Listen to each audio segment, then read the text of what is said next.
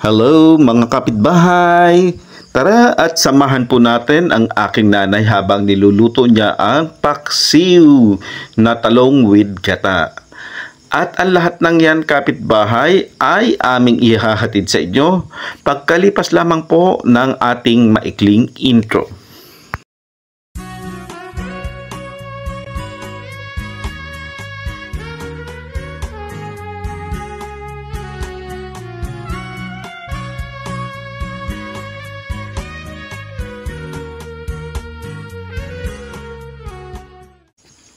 Kapitbahay, ito pong talong ilalaga muna natin.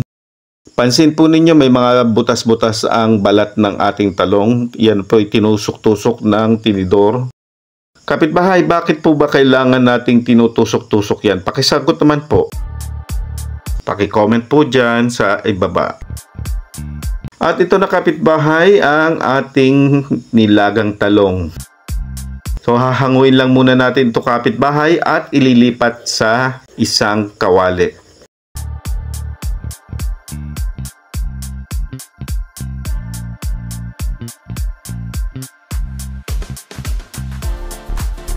Ito at inilalagay niya isa-isa sa isang kawali.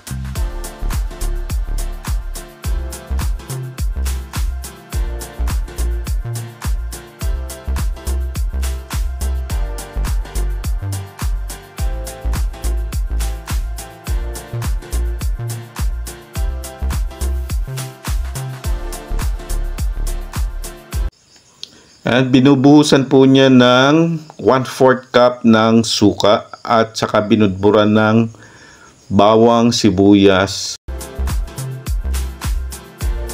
Ayan. Isinunod naman niya itong luya. Tatakpan lamang po ito kapitbahay at pakukuluin sa suka sa loob ng 15 minutes. After 15 minutes ay saka ilalagay ang gata. Yun pala kapitbahay, nasa buga na pala ito ng paminta. Hindi ko nakita yan kanina kaya hindi nakuna ng video. Ito po kapitbahay, ang kulay puti na inilaglag na yan ay gata po yan, galing sa freezer. Nag-i-stack po talaga ang nanay ko ng gata at nilalagay niya sa freezer para hindi masira. Kwento pala ng nanay ko na ang recipe na ito ay natutunan raw niya sa lola ko, ang nanay ng aking tatay. Taga Marinduque po siya. So, shoutout po sa mga kapitbahay natin ng mga taga Marinduque.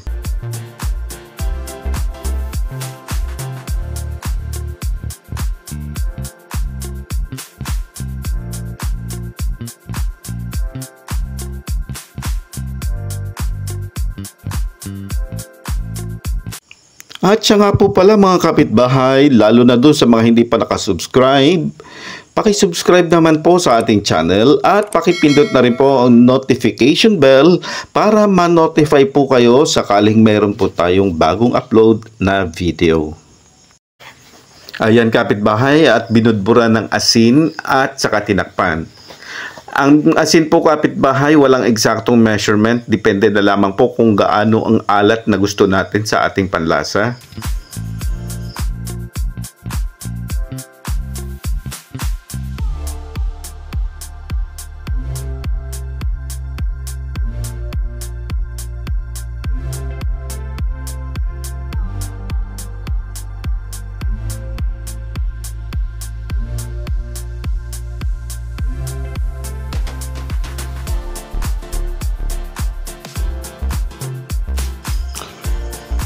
Dito kapitbahay ay nagdagdag uli ng gata ang nanay ko.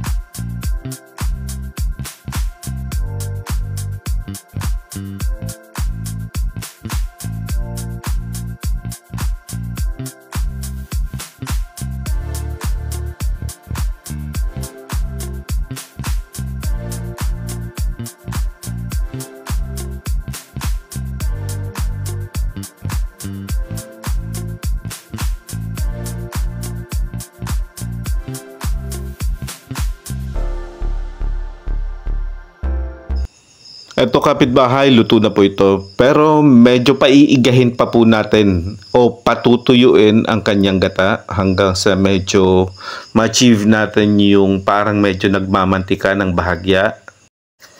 At siya nga po pala, shoutout po sa lahat ng mga kababayan natin dito sa Oriental Mindoro.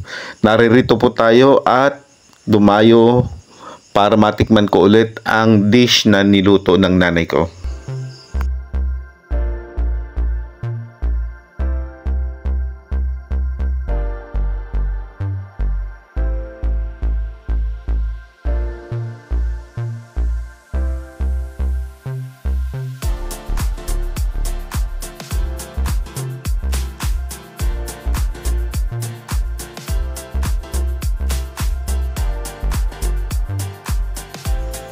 Mga kapitbahay, ito na po ang ating paksiw na talong with gata.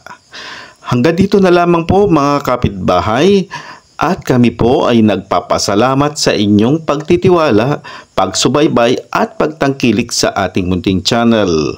Hanggang sa muli, kami po yung maasa na magkikita-kita po tayo sa mga susunod pa nating mga video. Paalam at marami pong salamat.